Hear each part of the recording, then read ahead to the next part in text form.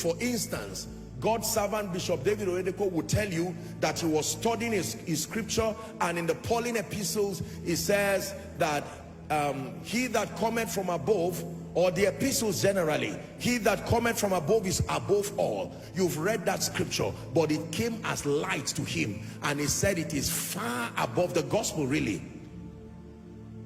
Far above mentality, you would hear him say. And he's been able to prove it with his life. Now you can copy it and say far above mentality, but to you it is just somebody's testimony. It has become the same thing as what you are reading here. So you must stay until light comes for you. Are we together?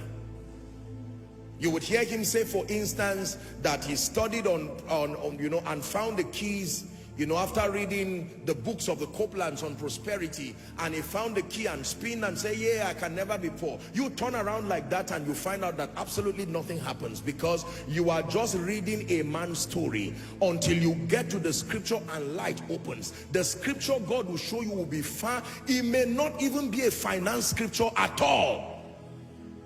For instance, for you, the key to your prosperity can come in John 3:16. That is a classic salvation scripture, but God can turn it around and bring forth light. For God so loved the world that he gave his only begotten son, that whosoever believes in him should not perish but have everlasting life. There are so many things you can bring out there: love, the world, giving, believing, life. All of them can be put and rearranged again the way that only your eyes can see.